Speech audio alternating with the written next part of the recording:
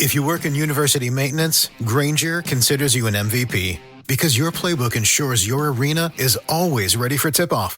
And Granger is your trusted partner, offering the products you need all in one place, from HVAC and plumbing supplies to lighting and more. And all delivered with plenty of time left on the clock, so your team always gets the win. Call 1-800-GRANGER, visit Granger.com, or just stop by. Granger, for the ones who get it done. Tyler Reddick here from 2311 Racing. Another checkered flag for the books. Time to celebrate with Chumba.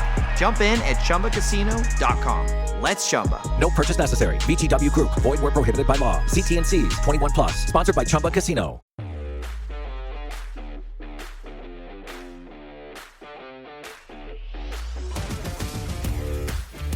I'm a nobody from nowhere that ain't never done nothing. That's what I am.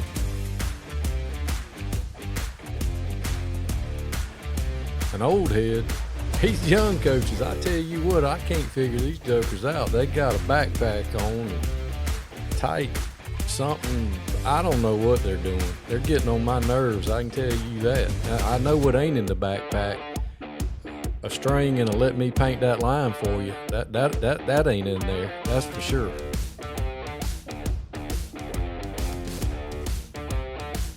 I had a kid the other day. He said, "Hey, Coach, didn't Christopher Columbus write the Pledge of Allegiance?" I said, "He sure did. He also played quarterback for the 1985 Chicago Bears." He said, "Bet." That happened. Sun Coaches, Season 6, where coaches come and tell their stories. Some of them are funny. Some of them is going to help you in your coaching journey. Not everybody has a funny story, but everybody has a story. Hope you enjoy Sun Coaches, brought to you by Titan Sensor.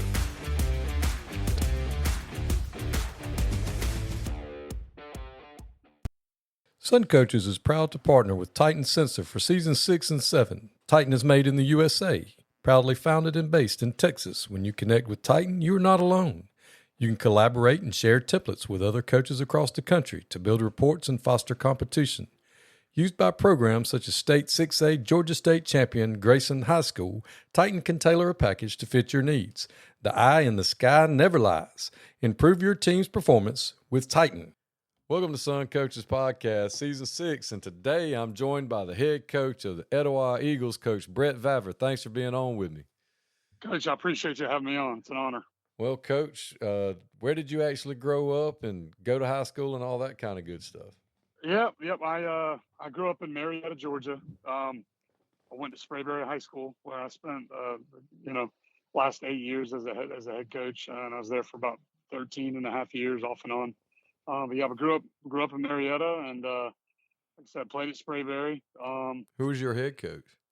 I had a couple different head coaches. My first 2 years was Ronnie White, and then my last 2 years was Billy Hamilton.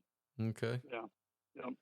And did you play? You played football. Did you play other sports in high school, or just? I did. Yeah, I played basketball for my first 2 years, my freshman and sophomore year, and then I realized I was everybody else that made an emphasis on it to play and did the summer stuff got a lot better, and I just kind of stayed the same. I didn't get a whole lot better. I remember my our varsity coach going into my junior year was Roger Quam, who's did a heck of a job for us, but he was also our strength coach, and he said, "Vavra, you hustle like nobody else, and you play hard, and you do a great job, but you just I'm probably not going to cut you, so you're probably not ever going to play. So just keep that in mind." At that point, I kind of made the decision. I tried basketball, and even though I enjoyed it, I needed to step away from that, and I wish I would have played and continued playing, but I focused on football and strength conditioning and off-season training and things like that. So, but yeah, I really enjoyed basketball, and I grew up playing baseball my whole life, and got a little burned out. So when I got to high school, I quit doing that. But yeah, I had a great time at Sprayberry. Well, did you have an opportunity to play football at the next level? I did, yes, sir. I signed with the United States Naval Academy, and that was like my dream to play Division I football. And so my grades were really good in high school, but my SAT score was not great. think it was just over 1,000, which is not horrible, but wasn't what you need to get in directly to the academy. So I went to Naval Academy Prep School. I played one season up there. It's in Newport, Rhode Island. Don't regret it one bit. I loved it. It was a great experience for me. I grew up a good bit, met a lot of great people, got to be in another part of the country, which I'd never been before, really. And then I decided to transfer. So I played a season there, and then I transferred and played 4 seasons at Tennessee Tech University. Played Mike linebacker there. Oh, that's awesome. Yeah. Anybody that gets an opportunity to go to the Naval Academy, or any of the service academies, whether it's a prep school or the actual academy, that's still pretty impressive. Yeah, I appreciate that. It was really good. My father was a career military officer. He's in the United States Army. He was a lieutenant colonel, but he passed away when I was 6 years old of cancer. And my family, I've got some older siblings, 2 older sisters, and an older brother that also passed away a couple of years after my dad. So it was just me and 3 women, my mom and my 2 older sisters. I was the baby, but they grew up traveling, growing up in different areas of the country. They were always moving around. They even spent 4 years in Japan, and I didn't get that. I didn't have that. That wasn't a part of my childhood, really. My father was had just retired when I was real young. So it was kind of unique. It was cool to be able to go the military route and have that opportunity to go play for the Naval Academy. But I think deep down, I probably did it for the wrong reasons. I wanted to play Division I football, and I didn't really go into it with the greatest attitude about, hey, this is a commitment to the military, and so I got homesick, and I that kind of weighed on me. I was like, I'm gonna have to do this military thing, and I don't know if I'm really fired up about it, even though my father had a great career doing that, and I think a great life, and my family had a really good life, being dad was in the military. So I decided to transfer, and I decided then, I really wanted to get into teaching and coaching, and I thought that going that route in the military and going to the Naval Academy, it would probably take a lot longer to do that if I went that route. So yeah, ultimately led to me deciding to transfer, and that's what brought me to Tennessee Tech. So how was Tennessee Tech? How was your playing time there? Did you enjoy all of your time there? Yeah, it was awesome. I enjoyed it. I love, if you don't know anything about Tennessee Tech, it's Upper Cumberland, Tennessee. It's in Cookeville, Tennessee, kind of right in between Nashville and Knoxville. It was Division I AA back then, which is now FCS. We're in the Ohio Valley Conference. So back then it was, SEMO, Jacksonville State, Eastern Illinois, Eastern Kentucky. I think Samford was in there for a little bit. UT Martin. So it was good. It was good competition, good football. I got to play quite a bit as a freshman. Like a reserve role, but played a good bit. And halfway through the season, I tore my MCL pretty badly. I think it was like grade 3. So I didn't get to finish the season. I spent the last half of the season rehabbing, and got healthy. Came back my sophomore year, and my sophomore year was I broke my thumb.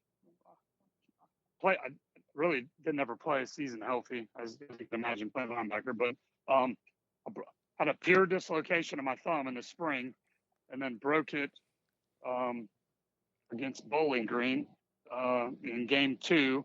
So I had to sit out a week. They did surgery and put some pins in it, and I sat out a week, and then came back and got to play the rest of the year. I didn't miss any more games. Of course, I was in a cast with pins sticking out of my thumb, which was crazy. It got infected, didn't heal, but I got through that and ended up having surgery after the season on my left thumb. But I had a pretty good season. I think I finished the season with something around 50 tackles or something like that, 60 tackles. My freshman year, I had something like 20 tackles. Came back my junior year, tore my meniscus in fall camp, and then was back a couple weeks later. Ended up playing that year all year, and kind of hobbled around. I wasn't overly productive. Didn't feel like I could move real well. I was carrying a little extra weight, and then I was hobbling. But same thing, I had around 50 tackles, I think, something like that. And then my senior year, I finally, for the most part, was healthy and, started almost every game. But I was named second team all conference and Tennessee Tech Man of the Year. Had a really good season. I think I finished with just under 100 tackles and was named OVC Player of the Week 2 times that season. And so had a great, what I felt like was a really great experience. College playing experience was productive, and I got a degree in health and physical education, and met a lot of cool people, a lot of friends, a lot of guys I'm still friends with today, a lot of my teammates, and a lot of the coaches that were a part of those teams that I played under. I've still got a good relationship with a lot of those guys. So yeah, I enjoyed my time at Tennessee Tech. I really did. It was something that was far away enough from home to get away and to kind of have that college experience, but also could get home in a couple hours if I needed to or wanted to or anything like that. So it's a great place, man. It's a really good school, good place. Well, did you ever consider going the college route coaching wise? Did you ever consider GAing, or did you just know that you wanted to teach and coach and work at the high school level? Yeah, I kind of saw what those, and it's funny you say that because now I look back, I'm like, man, these guys that, these days that go right into it and have to GA for a couple of years or 2 or 3 years and then get a position coach or a quality control position and then work their way up there. They're doing pretty good now. Back then it was a lot different. It was 2004. I graduated in 2004. And back then it was making nickels and, you're working just as a GA just to kind of get some school paid for and live in a college, either a dorm or a college apartment on campus, and maybe get your meals paid for too. But I saw what those guys did, and I was like, man, I just get into teaching and coaching, and I don't regret it at all. It's been great. I've enjoyed it. I think this is year 21 for me, 21 or 22, something like that. So. Tyler Reddick here from 2311 Racing. Victory Lane? Yeah, it's even better with Chumba by my side. Race to ChumbaCasino.com. Let's Chumba. No purchase necessary. VGW Group. Void where prohibited by law. See T&Cs. 21 plus. Sponsored by Chumba Casino. And I think just with the way the game is going and more resources are getting, put into it at all levels, it seems like, teaching and coaching is not a bad profession at the high school level these days, and I'm able to provide for my family and have a decent life, and so yeah, I never really considered it. Like I said, I saw what those guys did, and I was just kind of like, go teach and coach at the high school level. Yeah, I'm good. Yeah, y'all can have that part. Exactly. Yeah. So what was your first job out of college? First job was at Sprayberry, actually. I went back to Sprayberry in 2005. I was there for one spring. I got a teaching job in January in the special ed department. So I was teaching out of field, which was fine. It was good. It was a good experience for me. Ultimately, I wanted to be a PE teacher, get into health and physical education. But I taught there for the spring. I coached the linebackers. Wade Beal was the head coach then at the time. And then I got a call from one of line coaches from high school, Archie Berry. He was a assistant principal at South Cobb High School, and he called me up. It was pretty late, after spring football, before summer, right? I guess maybe right at the beginning of summer, and said, "Hey, Vav, we got a PE position. We need a defensive coach for the football program, and maybe opportunity." Pardon me, to coach a second sport. So I went over there and talked to those guys and interviewed with them, and got hooked up with Shane Queen and Billy Shackelford and 2 other Tennessee Tech guys, which was pretty cool. And Billy Shackelford is also a Sprayberry guy, so that was cool. So I left, went over there, South Cobb, and I guess the summer of 2005. I spent a year coaching defensive line with Shane Queen and those guys. And then the next season, Shane got offered the job at North Cobb High School, so he wanted me to go with him. So I left with him and went to North Cobb and coached linebackers under Coach Queen at North Cobb.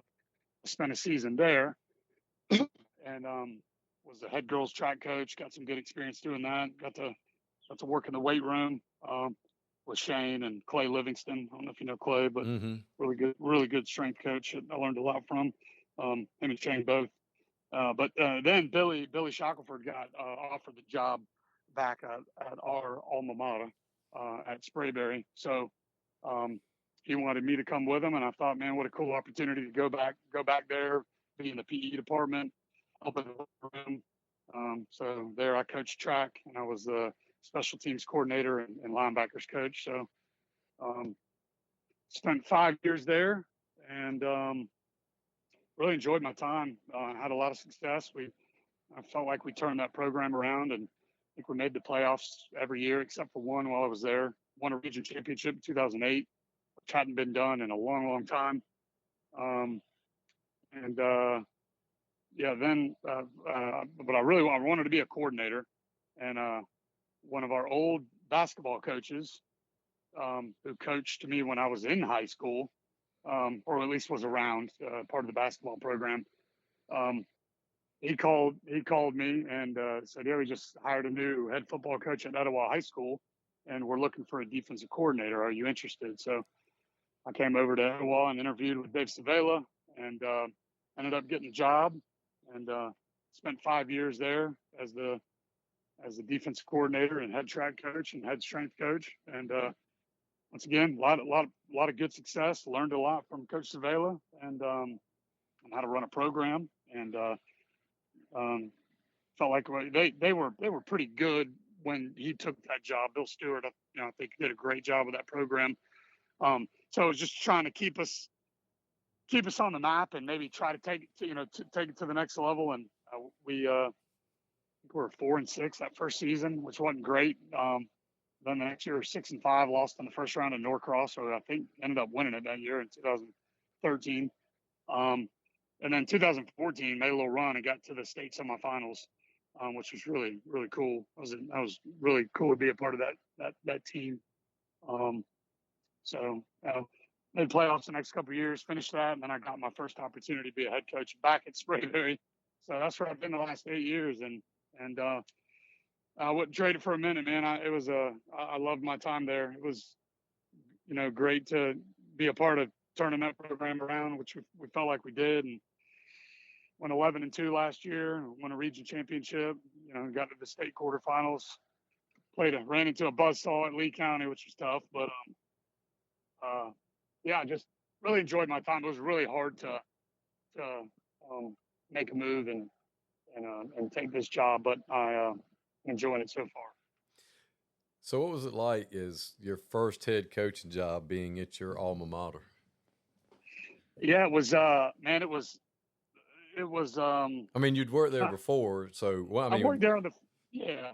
I mean, one thing that's obvious with your story so far is relationships are super important, because you obviously had great relationships at these places because you were able to return to them and not only lead in a different capacity, but eventually become the head coach at both places, at Sprayberry and now Etowah.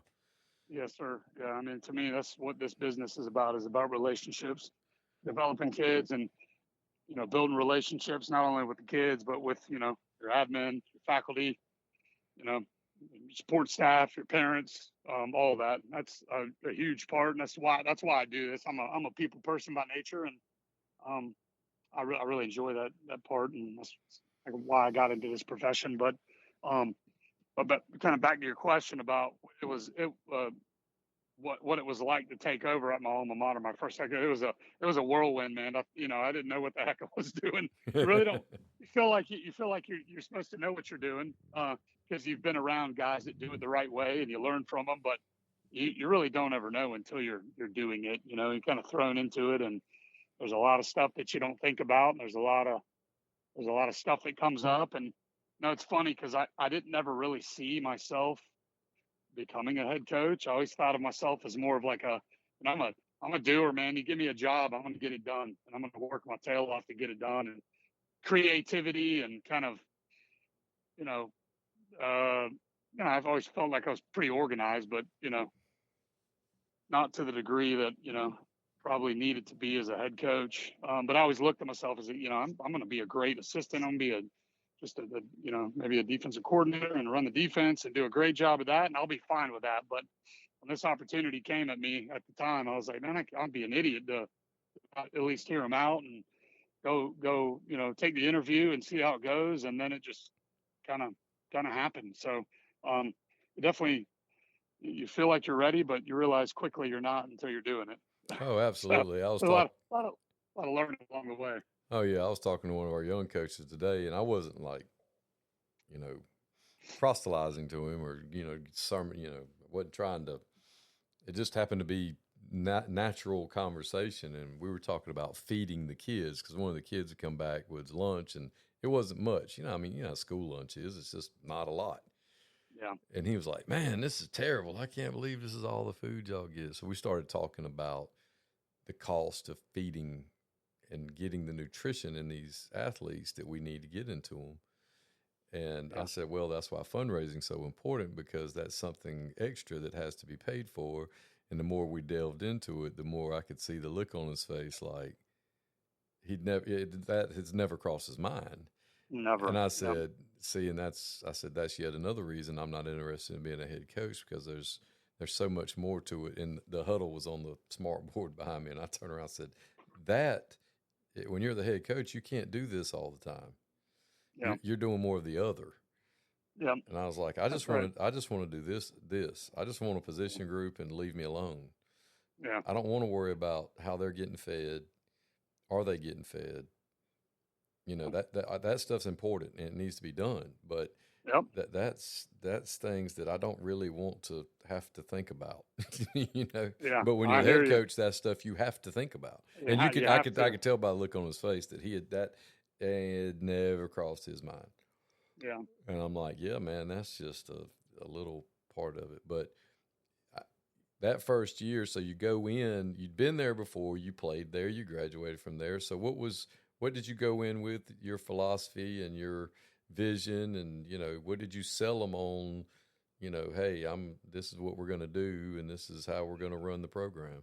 Yeah, I think my philosophy and my vision for a program is never really changed. It's always been about developing relationships and getting the kids to buy into that, and to be a family, and to work hard, and to be accountable, and to do all the things that sound cliche as a coach and as a parent. What we're trying to get our kids to do is to just be a better version of themselves, be the best version of themselves. But, working hard, being accountable, being a good person, being a good teammate, being tough, being mentally tough, being able to overcome adversity.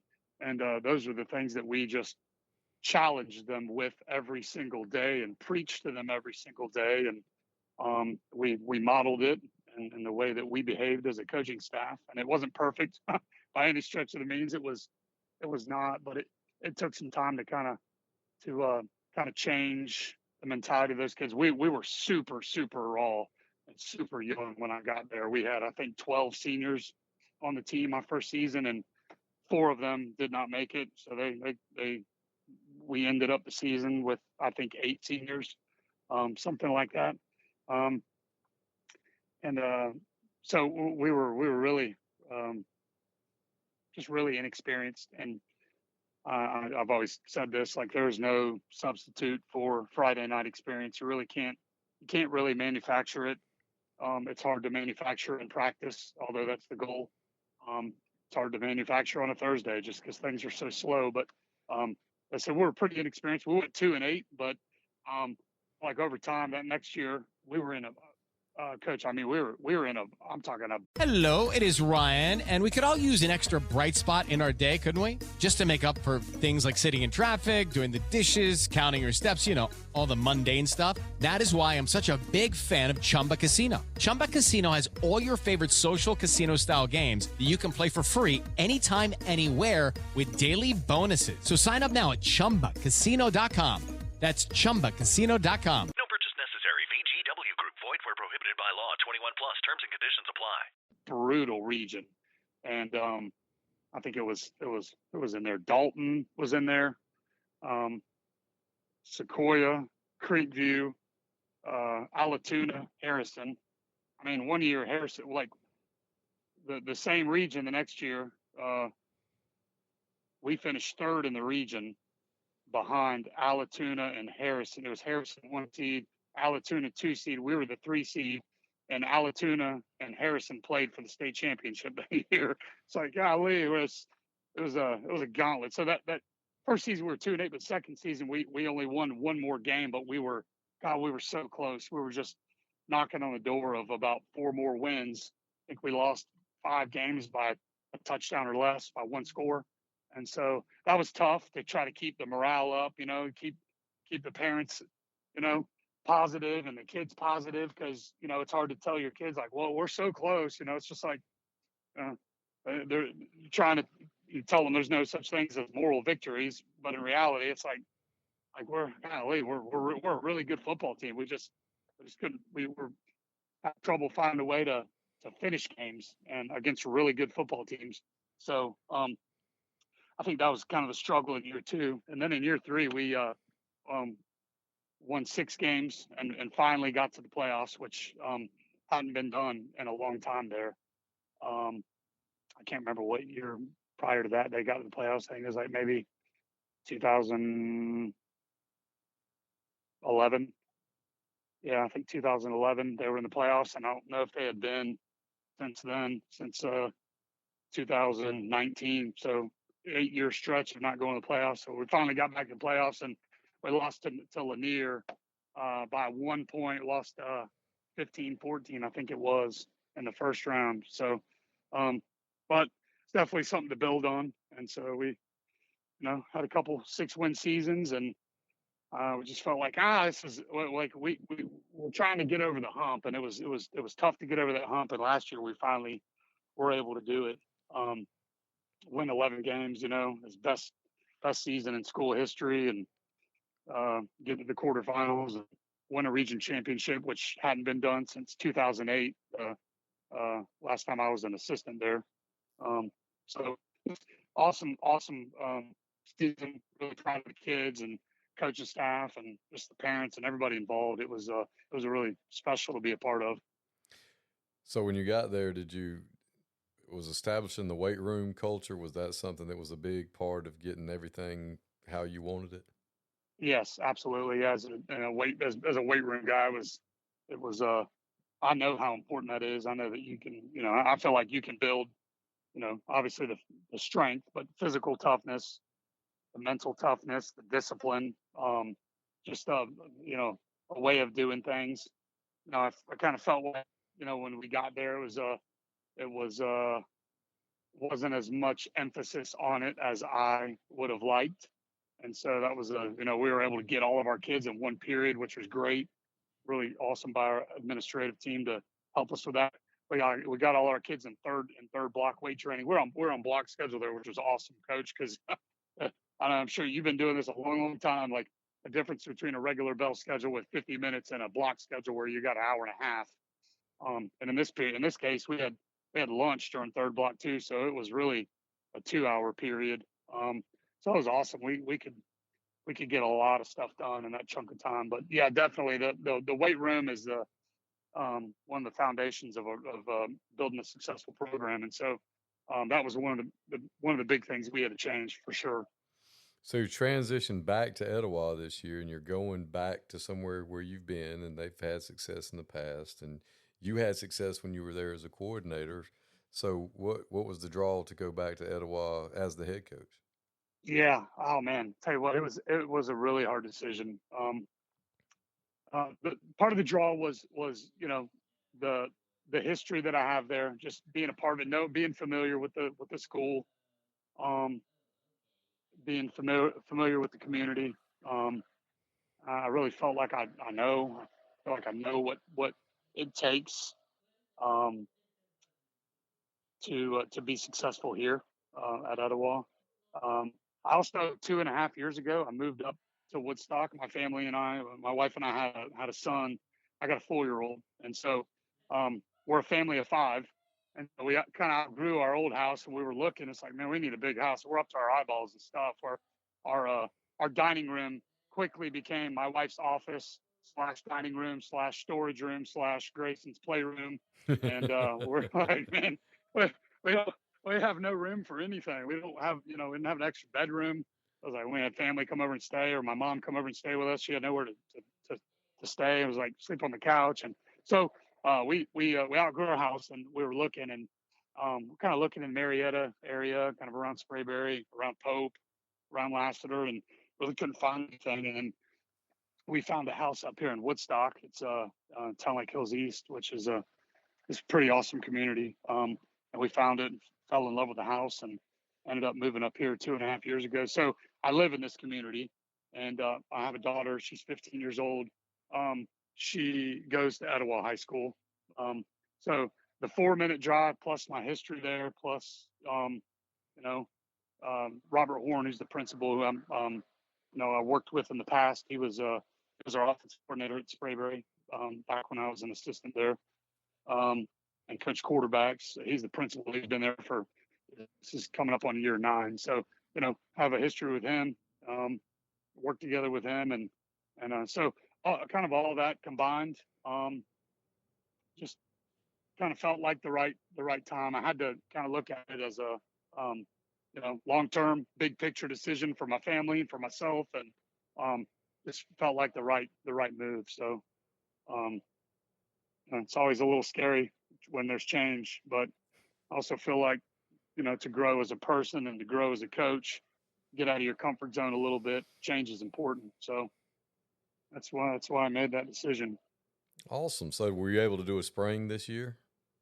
I was, yes, sir. Yeah, I actually got hired in January, so I got over there and we got done with spring practice. And, saw a lot of good. We're kind of a young team. I think we've only got about 15, 16, maybe 17 seniors. With a big junior class with some kids that had to play on Friday nights last year, including our quarterback. So we've got some pieces. We just gotta work to develop kids, and there's been just minor tweaks. I think just getting the right systems in place and getting the right personnel in place. We had a good spring. Of course, we went over to Sequoia, and that was already on the schedule for a spring scrimmage, and we absolutely got throttled. I mean, they're a really good football team, so it's hard to kind of gauge where I think we're at. I think we definitely saw some good, but we got a ways to go to get to where we want to be for sure. So how's summer gone for you guys so far? What is your model, or what model are you following in June? Have you been the 3-day or the 4-day? How do you attack the summer? Yeah. So we're good 4 days a week. We're Monday through Thursday. We lift on Monday, Tuesdays, and Thursdays, and condition, and then practice. And then Wednesdays we bring the guys in. It's a heavy film day and practice only. So we go for a little bit longer on the field on Wednesdays. We've been throwing on Tuesdays with some other teams after we lift.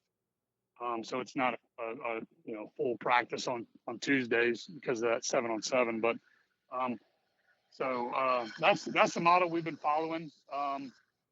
We've been placing an emphasis on some special teams, and like I said, we're off there just a little bit more on team. I've been a part of some seasons where we focus more on 7-on-7, and we just felt like with us being new and still trying to install stuff and get our kids kind of caught up, we want to focus a little bit more on full 11-on-11 and team. But yeah, we're following that model. I feel like it's worked well for my teams in the past, but obviously you never know until you get out there and you go play against somebody else. It's hard to judge and evaluate exactly where you are. So we'll see. We'll see. But it's been a great summer so far. The kids are working really hard, and I think we're getting better. We're definitely getting better every day. So that's what it's about. So do you have more OTAs and padded camps scheduled in July coming up after the break? Well, we do. Yeah, we do. Next week, I got two. We have a JV 7-on-7 tournament Monday night at Lassiter. It's the Lutzy 7-on-7 JV one, and then Tuesday we're 7-on-7 tournament at Lassiter, the Lutzy, and then Wednesday we're going to a OTA padded camp ever at Hillgrove.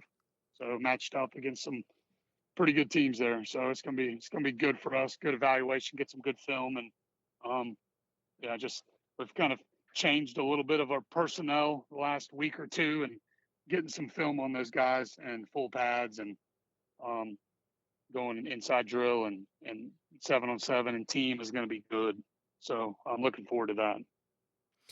What are some things that you've learned in your first head coaching stint at Sprayberry that you have tweaked, or you kind of tried and threw against the wall and didn't quite stick, that you were like, maybe I might need to do this a little bit differently, or was everything just like, well, this is the way I'm going to do it because it works for me? I mean, is that the way it's been, or are there some things that you're like, because you were the head coach at Sprayberry for a while, so it's not like, I mean, you had time at Sprayberry to make some adjustments as well. Did you find Right. that you had to make adjustments?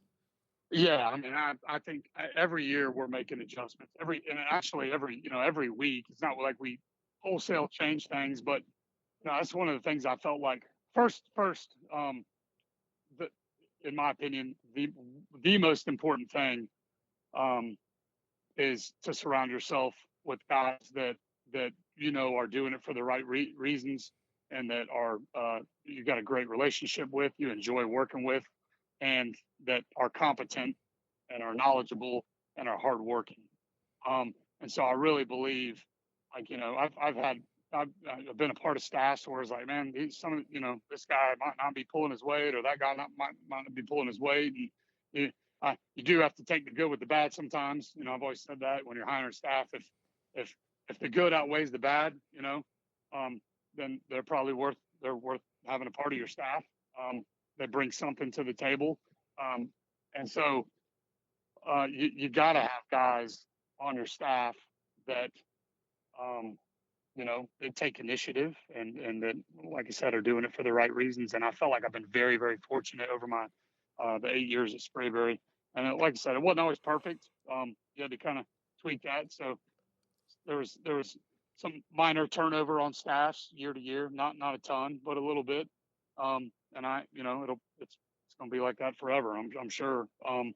But as you get to know the guys that are on staff, and I was able to bring over some guys from Sprayberry, which is really good. And then I was able to keep, some guys that were on staff at Etowah last year. So that's been really good. But one of the things I feel like I've done a good job with, and my coaching staff, with the help of them, that I've been able to do a good job with is just evaluating, like, week to week, what our needs are. Whether it was structure in the weight room, our programming in the weight room, whether it was plan and practice, based on our game plan and based on who we're playing against.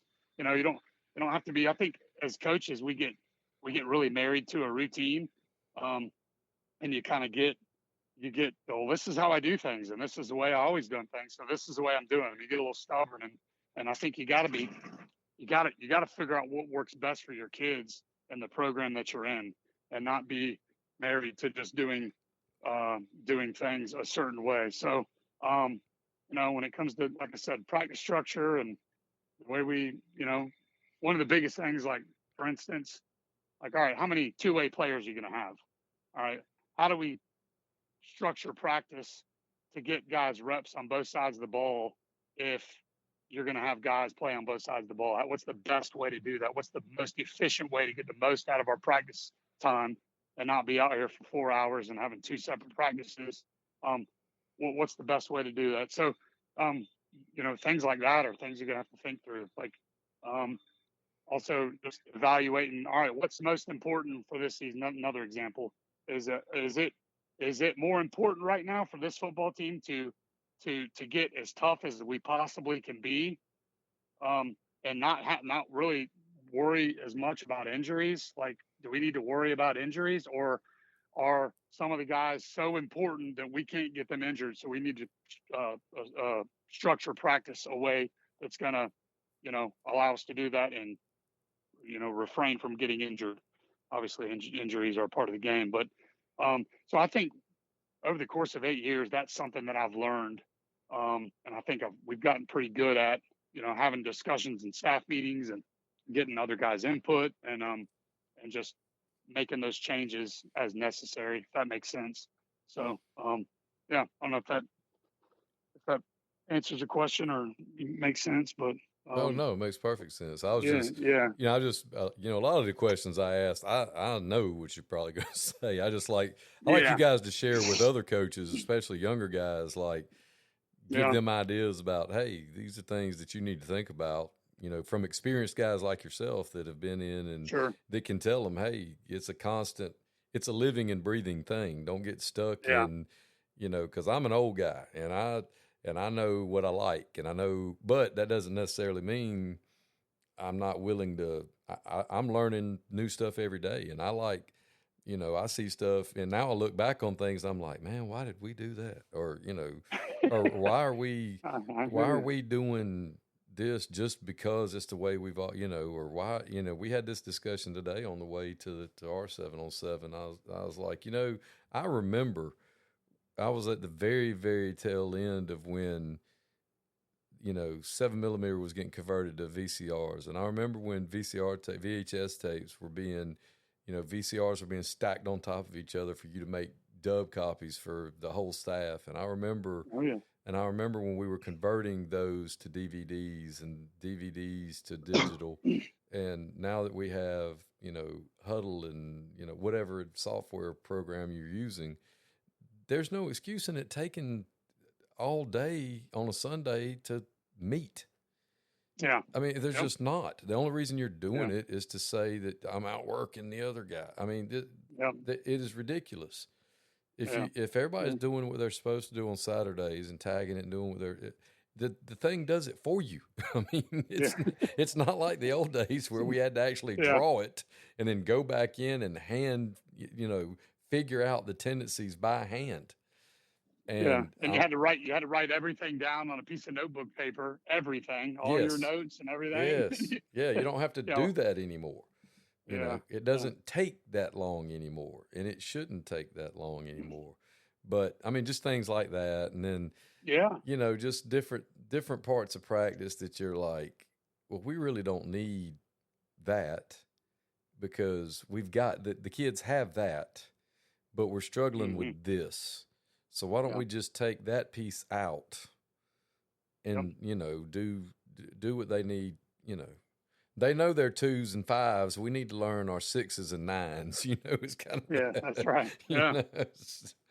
We're good at that. But I just wanted to, I like it when you guys share that kind of information with people because I think that's something that is very helpful for the profession, for coaches to hear. And that's another reason why I like this format because there's so many people out there that talk X's and O's and all that other stuff, but there's not a whole lot of, guys that discuss, how they got to where they are and their story and then talk about their philosophy and, how they run their program and things they think that are important. And then my next question is, you've been in the game for a while as a head coach. What are some things that you've noticed over the past 8 years that have changed in the GHSA? And I'm not saying call the GHSA out. I'm just saying things that you've seen change in high school football that good, bad, or indifferent that you're just, that you've just noticed. Yeah.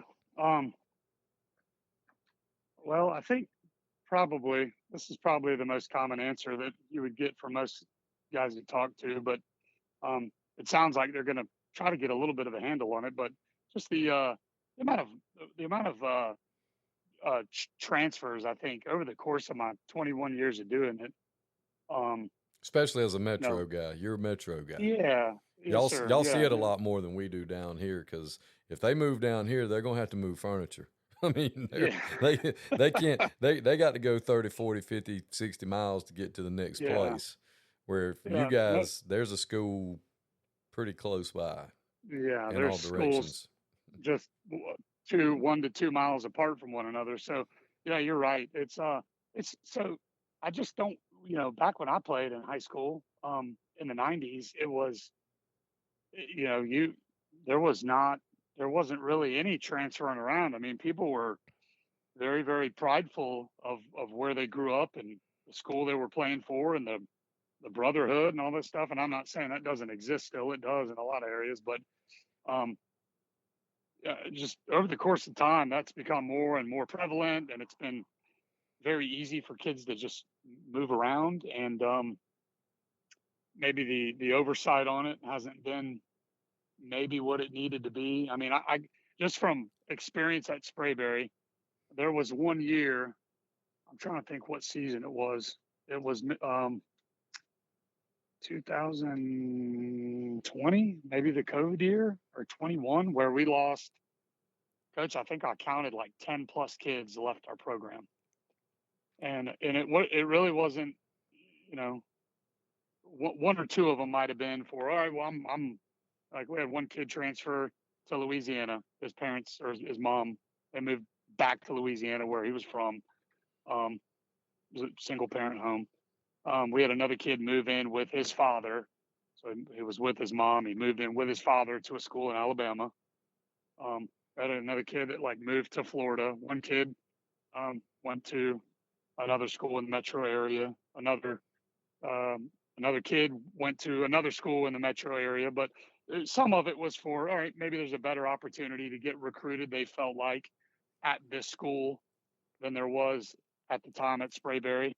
And some of it was just, family matters or personal matters. But it was just like, to lose 10 plus kids, it might have been more. It might have been like 13 or 14 kids in the span of a year and a half. I was like, man, this is crazy. So, and then you see it around, all around, like you mentioned, in the metro area. It's happening all the time. And now it's, the kids and the parents are so bold. They'll just post it all over social media and kind of brag about it like it's a college transfer portal. Yeah, like they're shopping themselves out. Yeah, it's just crazy. So I think that's something that has just been a big change from when I first got into this. I talked about when I was a player, but heck, even when I first got into coaching, it wasn't a big thing. Rarely did you see it, and you see it a lot now. So that was a challenge, and it was a challenge at Sprayberry a little bit. Just to be quite honest with you, is just making sure that you were doing whatever you could to try to keep your kids and keep them from leaving your school and going somewhere else where they felt like they might have a better opportunity. Well, Coach, I know you're going to do a great job at Etowah. You've done a great job at your alma mater and getting that thing turned around and leaving on a high with a region championship and the greatest record in school history. And I really can't wait to see what the Etowah Eagles do this fall under your leadership. Returning, that 4-minute drive is going to be awesome. It's nice, Coach. It's real nice. And being at the school where your daughter's at, that's going to be fantastic too. Get to have lunch with her every day. And I appreciate you coming on and sharing your story with us, Coach. And if there's ever anything in the world I can do for you, just let me know. Coach, I appreciate it very much. Thanks a lot. Thanks for having me on. Thanks, Coach. Take care.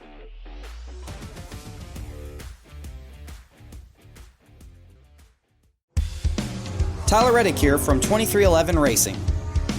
The rush of racing? Nothing beats it. But Chumba Casino comes close. Chumba's got fast spins, fun games, daily bonuses, and all the action you can handle. Now that's a ride. Ready to hit the throttle? Get in the driver's seat and head to ChumbaCasino.com.